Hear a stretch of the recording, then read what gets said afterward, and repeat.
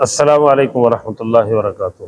میں بندہ وسیم اللہ مجاہد حاضر خدمت ہوں المجاہد اسلامک قرآن اکیڈمی کی جانب سے۔ ہمارا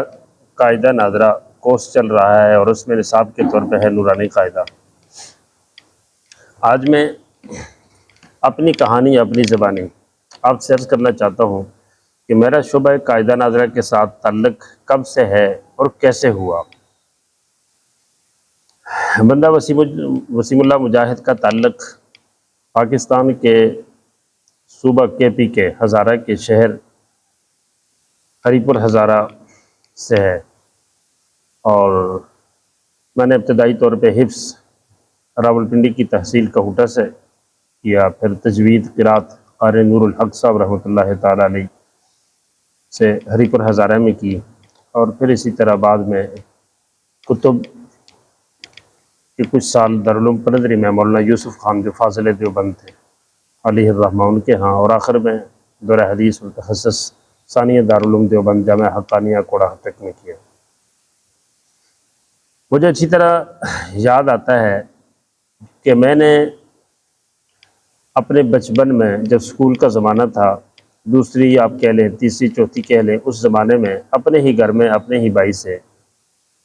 بڑے بھائی تھے ہمارے، ان سے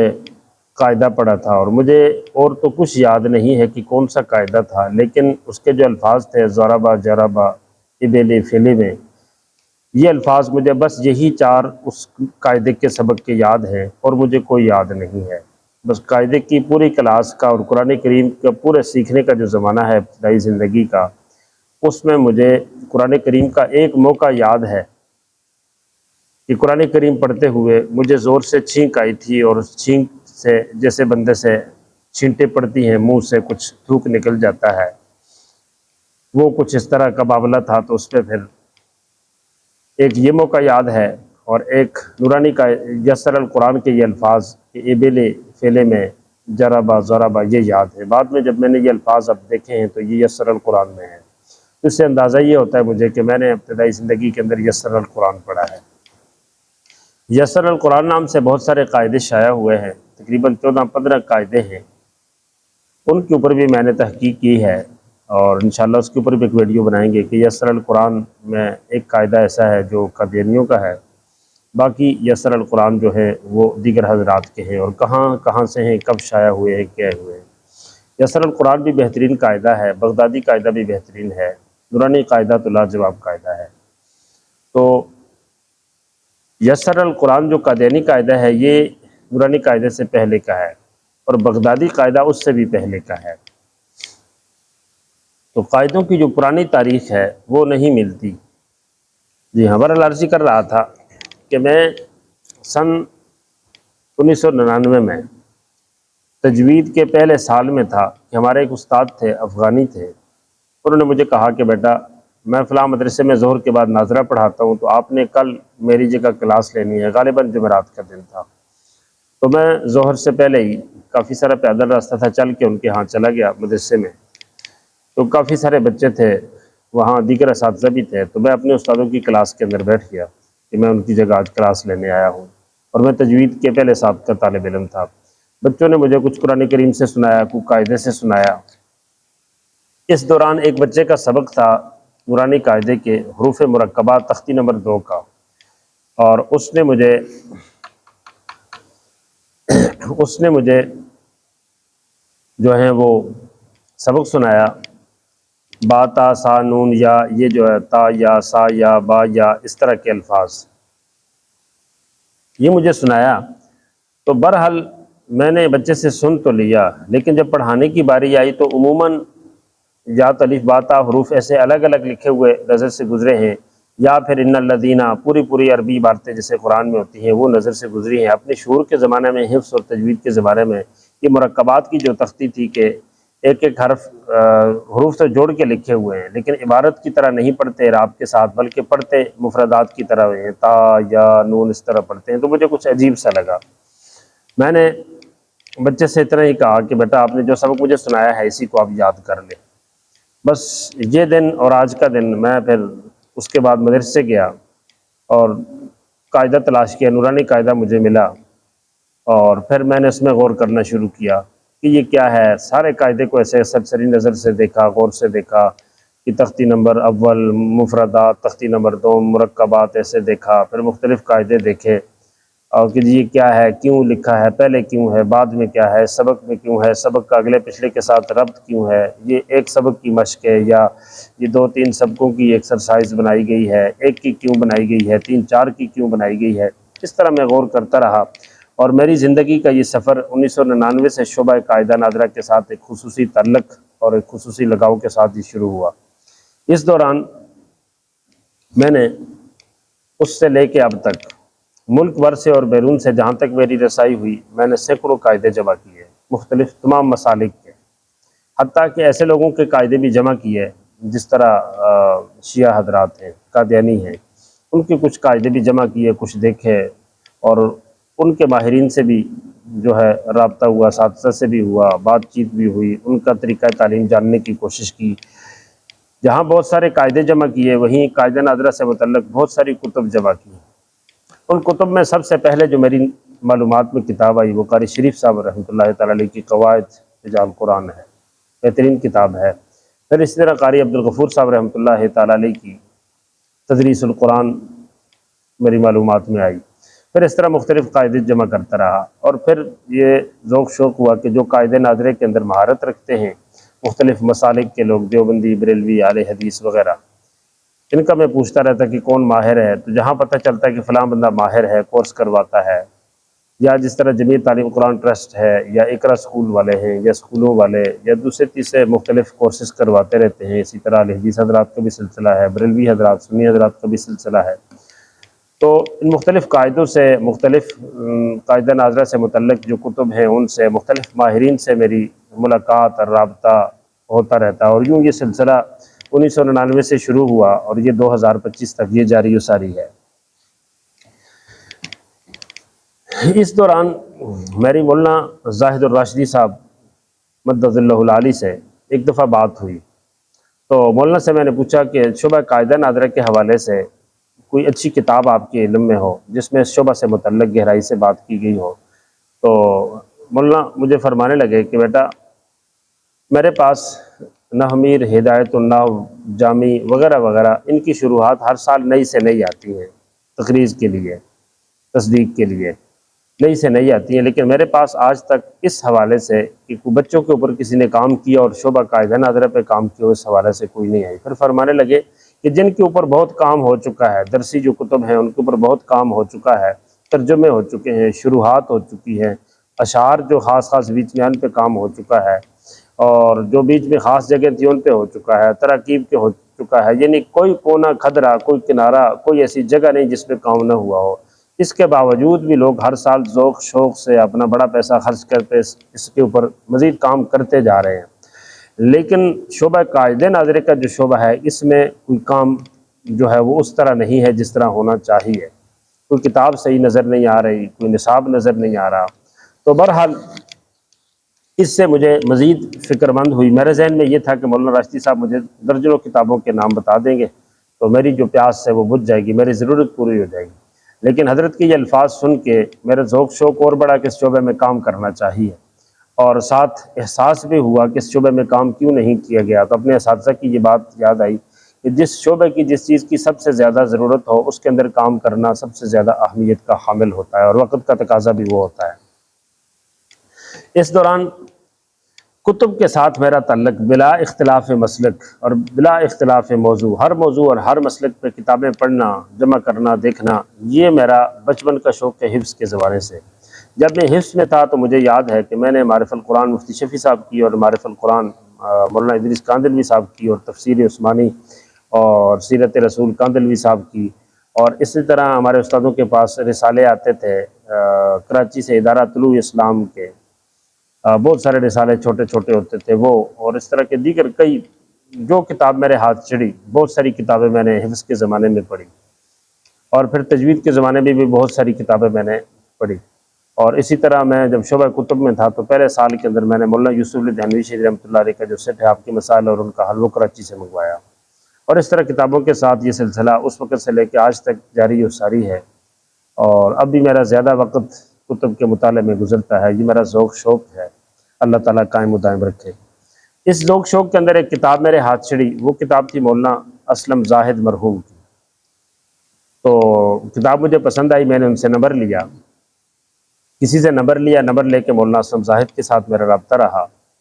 ایک مرتبہ مولانا سے میری بات چیت ہوئی تو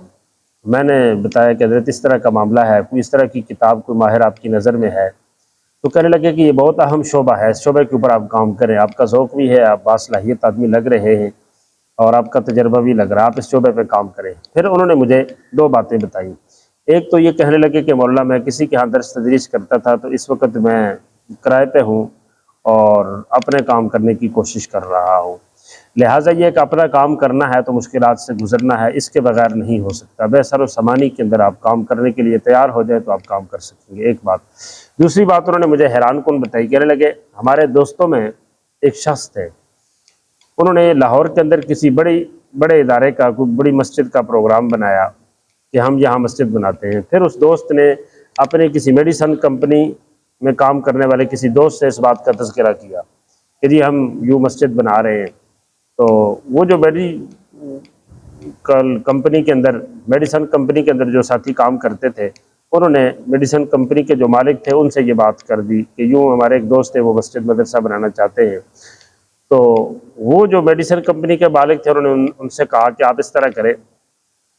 جگہ آپ بتائیں کتنی آپ کو جگہ چاہیے، کس ایریے میں چاہیے اور کس طرح کی بلڈنگ بنانا چاہتے ہیں، تمام تر اخراجات آپ مجھے ایک فائل بنا کے دے دیں۔ انہوں نے بہت لمبی چوڑی جگہ بتائی اور لمبا چوڑا منصوبہ بنایا۔ خیر انہوں نے وہ جگہ خریدی۔ مولانا اسلم زاہد صاحب نے مجھے اس ادارے کا نام بھی بتایا، لیکن ادارے کا نام میں بھول گیا ہوں۔ تو وہ جگہ خریدی گئی، بلڈنگ بنائی گئی، کلاسیں شروع ہو گئی اور مدرسے کی فائل اور فوٹو بنا کے پورے مدرسے کی انتظامیہ وہ سارے تشریف لے گئے رائے ونڈ مولانا احسان صاحب کے پاس۔ مولانا احسان صاحب کو سارا کچھ بتایا کہ جی یہ جو ہے یہ جگہ مسجد ہے اور یہ جو ہے مدرسہ ہے، یہاں حفظ کی کلاس ہے اور یہاں تجوید کی کلاس ہے اور یہاں اولیٰ ہے اور یہاں ثالثہ ہے اور یہاں تخصص ہے اور یہ مہمانوں کی جگہ ہے اور یہ کھانے کی جگہ ہے اور یہ نمازوں کی جگہ ہے اور یہ اجتماعات کی جگہ ہے، سب کچھ بتایا۔ تو مولانا کہتے ہیں غور سے سنتے جا رہے تھے اور وہ جو فائلیں انہوں نے تصویر بنائی ہوئی تھی ان کو بھی دیکھتے جا رہے تھے۔ جب سارا کچھ مکمل ہو گیا تو مولانا احسان صاحب نے کہا کہ آپ نے اس مسجد اس مدرسے پورے سسٹم کے اندر مجھے یہ بات نہیں بتائی کہ اس میں قائد ناظرہ کی کلاس کہاں لگے گی اور کون پڑھائے گا، اور دوسرا جو مقامی پبلک ہے، لوگ ہیں، ان کی نماز اور ان کا قرآن اور عقیدہ جو درست کیا جائے گا وہ کہاں کیا جائے گا اور اس کے لیے کون استاد ہے، کیا انتظام ہے، اس چیز کا آپ نے کوئی تذکرہ نہیں کیا۔ حالانکہ آپ کی جہاں ادارہ ہے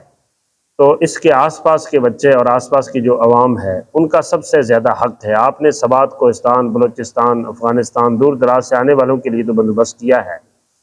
لیکن جو یہاں کے مسلمان ہیں اور یہاں کے بچے ہیں ان کے لیے آپ نے کوئی انتظام نہیں کیا۔ اور یہ بات مولانا احسان صاحب نے کی اور فائل بند کی اور حضرت اپنے کسی کام سے چلے گئے۔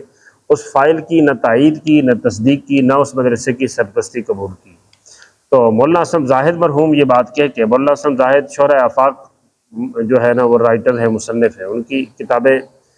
کئی زبانوں میں جو ہے ان کے ترجمے ہو چکے ہیں۔ آغوش پیغمبر ان کی ایک شاندار کتاب ہے، رسول اللہ کے بچپن پہ بھی انہوں نے لکھا ہے، رسول اللہ کی جوانی پہ بھی لکھا ہے۔ تو بہرحال مولانا اسلم زاہد کہتے ہیں کہ جو ہے وہ یہ بات قصہ بیان کر کے، واقعہ بیان کر کے کہنے لگے کہ مجھے کہنے لگے کہ وسیب اللہ دیکھیں ہمارے بڑوں کی نظر میں شعبہ قاعدہ ناظرہ کی کتنی اہمیت ہے جی۔ تو اس سے مجھے پھر مولانا اسلم زاہد کی اور مولانا راشدی صاحب کی بات سے تھوڑا سا مجھے اور حوصلہ ملا اور اس شعبے کے اندر کام کرنے کا جو میرا ذوق شوق تھا اس کو تقویت ملی۔ میں سمجھ رہا تھا کہ ایسا نہ ہو، اس چیز کی ضرورت نہ ہو اور میں اپنے ذوق شوق کی بنیاد پہ دیوانہ ہو کے ایسے کام میں لگا رہوں جس کام کی ضرورت نہ ہو۔ بہرحال ان حضرات کی اس گفتگو سے مجھے جو میرا ذوق شوق تھا اس میں مزید تقویت بھی آئی اور مجھے نظریاتی طور پہ تقویت بھی ملی کہ میں ٹھیک راستے پہ چل رہا ہوں۔ تو یوں شعبہ قاعدہ ناظرہ کے ساتھ میرا تعلق یہ جڑا رہا۔ اس دوران محترم علماء اکرام، قرہ اکرام، ایک واقعہ میں نے مولانا عبید الرحمن عباسی صاحب جو ہیں کراچی والے، ان سے ایک واقعہ سنا۔ وہ فرماتے ہیں کہ دارالعلوم کراچی کے جو استاد تھے قاری عبدالرشید صاحب، یہ بڑے اچھے قاری تھے، بڑا نام ہے ان کا۔ قاری عبدالرشید صاحب رحمۃ اللہ تعالیٰ علیہ ایک زمانے میں مولانا عبید الرحمن عباسی صاحب فرماتے ہیں کہ اپنی ٹیم کے ساتھ ہمارے ادارے میں تشریف لائے وزٹ کے لیے۔ تو اس دوران قاری عبدالرشید صاحب رحمۃ اللہ تعالیٰ علیہ نے ایک واقعہ سنایا، اور وہ واقعہ اپنا تھا۔ وہ کہتے ہیں کہ میں درس نظامی اور تجوید وغیرہ کرنے سے پہلے سندھ میں قاری فتح محمد صاحب رحمۃ اللہ تعالیٰ علیہ جو فاضل دیوبند تھے اور قاری رحیم بخش رحمۃ اللہ تعالیٰ علیہ کے استاد تھے اور نابینا تھے، اور شیخ الاسلام والمسلمین حضرت اقدس مفتی تقی عثمانی صاحب مد ظلہ العالی، وہ فرماتے ہیں کہ قاری فتح محمد صاحب اس زمانے کے جزری ہیں، امام جزری ہیں، یعنی اتنی بڑی شخصیت تھی۔ وہ کہتے ہیں کہ میں نے ان کے پاس قاعدہ پڑھا اور اچھا پڑھا تھا، اور پھر میں جب اس کے بعد میں نے تجوید پڑھی، اس کے بعد کتابیں پڑھی، اس دوران میرا اپنے استاد جی کے ساتھ آنا جانا تعلق تھا، تو عالم بن کے میں پھر قاری فتح محمد صاحب رحمۃ اللہ علیہ کے پاس گیا اور میں نے ان سے درخواست کی کہ حضرت میں قاعدہ پڑھنے کے لیے آیا ہوں۔ تو حضرت نے فرمایا کہ تم نے پہلے بھی قاعدہ جو ہے نا وہ اچھا پڑھا تھا، تو کیا ضرورت محسوس ہوئی؟ تو قاری عبدالرشید صاحب کہتے ہیں کہ میں نے ان سے عرض کیا کہ پہلے جو پڑھا تھا وہ اپنے لیے پڑھا تھا، اور اب جو پڑھنے آیا ہوں وہ پڑھانے کے لیے آیا ہوں کہ میں نے اب آگے پڑھانا ہے۔ تو محترم علماء اکرام اور میرے محترم قرہ اکرام، ہم نے قاعدہ پڑھا ہے، پڑھا رہے ہیں، لیکن ہم اس نیت سے سیکھیں کہ ہم نے آگے پڑھانا ہے جی۔ تو میں عرض کر رہا تھا کہ قاری فتح محمد صاحب رحمۃ اللہ تعالیٰ علیہ وہ علماء اکرام کو تجوید سکھانے کے لیے نورانی قاعدہ پڑھاتے تھے، اور نورانی قاعدے کو اگر سمجھ کے پڑھا جائے تو یوں لگتا ہے کہ نورانی قاعدہ پوری جمال القرآن ہے، اور ایسے لگتا ہے کہ جمال القرآن کو دیکھ کے نورانی قاعدہ تیار کیا گیا ہے، یا نورانی قاعدے کو دیکھ کے جمال القرآن تیار کی گئی ہے، یعنی بالکل پوری جمال القرآن نورانی قاعدے کے اندر سمو دی گئی ہے، اور خوبصورت قاعدہ ہے۔ تو علماء اکرام کو تجوید سکھانے کے لیے نورانی قاعدہ سکھایا جاتا تھا جی۔ اور اسی طرح مولانا شاہ ابرار الحق ہردوئی، یہ حضرت شیخ عبدالحق جو تھے رحمۃ اللہ تعالیٰ علیہ، ان کی نسل میں سے ہیں اور بڑے عالم بزرگ گزرے ہیں، وہ بھی علماء کرام کو تجوید سکھانے کے لیے، حتیٰ کہ کوئی شیخ الحدیث حضرات شیخ التفسیر بھی تشریف لاتے تو ان کا امتحان لینے کے لیے نورانی قاعدے سے امتحان لیتے تھے، اور باقاعدہ نورانی قاعدہ وہ پڑھاتے تھے۔ تو نورانی قاعدہ جو ہے وہ بڑی اہمیت کا حامل ہے، ایک ہے موٹا موٹا پڑھ لینا، اور ایک ہے کہ اس کو سمجھ کے پڑھنا کہ پورا فن سمجھ آ جائے۔ بہرحال اس طرح جامعہ اشرفیہ میں قاری سعید رضا صاحب رحمۃ اللہ تعالیٰ علیہ تھے، میرے استاد بھی ہیں، وہ بھی نورانی قاعدہ علماء کرام کو پڑھاتے تھے۔ اس کا مطلب یہ ہوا کہ شعبہ قاعدہ ناظرہ کے اندر حفاظ اور قراء، حافظ حضرات اور قاری حضرات وہ اپنا کام کر رہے ہیں، اللہ ان کو مزید ترقی دے، لیکن اس شعبے کے اندر علماء کرام جو مدارس میں شعبہ کتب میں ہیں، شیخ الحدیث حضرات ہیں، مدارس کے محتمم ہیں، عالم ہیں، مفتی ہیں، ایسے لوگ شعبہ قاعدہ ناظرہ میں آئیں تو انشاءاللہ اس سے اور بہت زیادہ فائدہ ہوگا۔ تو میں یہ عرض کر رہا تھا کہ شعبہ قاعدہ ناظرہ کے ساتھ میرا یہ تعلق 1999 سے ہوا۔ میں نے سینکڑوں قاعدے جمع کیے، کتابیں جمع کی، اور اسی طرح مضمون جمع کیے، شخصیات ماہرین سے رابطہ رہا، تبادلہ خیالات ہوتا رہا۔ اس دوران میں نے جو ہے نا سوات اور ان علاقوں کے سفر کیے، اس دوران میں نے سندھ تک، میاں چنو تک کا سفر کیا، لاہور کے سفر کیے، اور مجھے اچھی طرح یاد ہے کہ جب مجھے پتہ چل جاتا کہ ایک قاعدہ فلاں علاقے میں کسی نے لکھا ہے، تو مجھے اچھی طرح یاد ہے کہ ایک قاعدے کے لیے ایک مرتبہ میں نے 24 گھنٹے کا سفر کیا، اور ایک قاعدے کے لیے ایک مرتبہ میں نے 6-7 گھنٹے کا سفر کیا، پھر مغرب سے لے کے رات 9-10 بجے تک 3-4 گھنٹے میں سٹاپ کے اوپر ایک صاحب کا انتظار کرتا رہا، وہ آئے اور پھر مجھے ساتھ لے کے گئے، رات میں نے وہیں گزاری، اور پھر انہوں نے وہ مجھے قاعدہ دیا۔ تو الحمدللہ یوں جی یہ جو ذوق شوق تھا قاعدوں کا، یہ سلسلہ چلتا رہا اور یہ جاری و ساری ہے۔ اب بھی میری چاہت یہ ہے کہ دنیا بھر کے اندر شعبہ قاعدہ ناظرہ میں جتنا کام ہوا ہے، وہ اب کا ہو یا پہلے کا ہو، وہ میرے علم میں آئے، میری معلومات میں آئے، میرے تجربے میں آئے کہ کس کس نے قاعدہ لکھا ہے، کہاں لکھا ہے، کس انداز سے لکھا ہے، شعبہ قاعدہ ناظرہ کا ماہر کون ہے، اور ان کا کیا تجربہ ہے، وہ کیسے پڑھاتے ہیں، اس پہ کتنی کتابیں لکھی گئی ہیں، وہ کہاں ہیں، اس کی تلاش مجھے اب بھی ہے۔ آپ کے نوٹس میں، آپ کے علم میں کوئی ایسی اچھی چیز ہو تو نمبر میرا موجود ہے، مجھے اس کی اطلاع کیجیے۔ تو عرض کر رہا تھا کہ یہ سلسلہ چلتا رہا، اور الحمدللہ اس سے مجھے بہت زیادہ فائدہ ہوا، ساتھیوں کے ساتھ بھی تبادلہ خیالات ہوتا رہا، نورانی قاعدے کے حوالے سے، شعبہ قاعدہ ناظرہ کے جس سے بھی گفتگو ہوتی وہ حیران رہ جاتا کہ جی اتنی یعنی گہرائی سے آپ بات کرتے ہیں، آپ کے پاس اتنی معلومات، تجربات، مشاہدات، نکات ہیں شعبہ قاعدہ ناظرہ کے حوالے سے، اور خصوصاً نورانی قاعدے کے حوالے سے کہ صدیوں کی معلومات آپ کے پاس ہیں۔ اور پھر اس دوران میرے واٹس ایپ گروپوں کے اندر میں اسباق میں نے شروع کر لی ہے، اور وہ وائس کی شکل میں چند ساتھیوں کو بھیج دیتا، آہستہ آہستہ وہ گروپ جو ہے نا وہ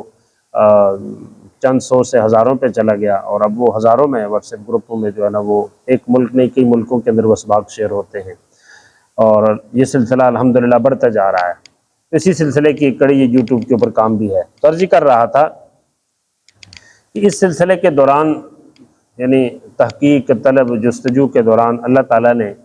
خواب میں اور کئی بار مولانا نور محمد صاحب لدھیانوی نورانی قاعدے کے جو مصنف ہیں، اور ان کے والد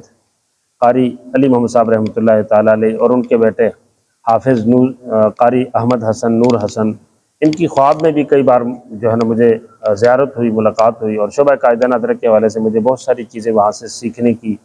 ملی، سمجھنے کی ملی، سوالات کیے، پوچھے، اور انہوں نے بہت ساری ایسی باریک چیزیں مجھے بتائیں، اور جو انشاءاللہ آپ قاعدہ کورس میں سنیں گے تو آپ کا دل دماغ اس چیز کی تائید کرے گا کہ یہ ایسی چیزیں ہیں جو کسی کتاب میں نہیں ملتی ہیں، اور ایسی چیزیں ہیں جو نہ کہیں دیکھی اور نہ سنی، اور اس چیز کا اعتراف الحمدللہ ملک اور بیرون میں ایسے اساتذہ جو 40-50 سال سے صرف مدرس نہیں ہیں، صدر مدرس رہے ہیں، ٹرینر رہے ہیں، جی مربی رہے ہیں، وہ اس چیز کا اعتراف کر چکے ہیں، اور یہ سب میرے رب کا کرم ہے، اور یہ قرآن کریم کے ذوق شوق کا نتیجہ ہے، یہ اللہ کا فضل ہے، اللہ کی مہربانی ہے۔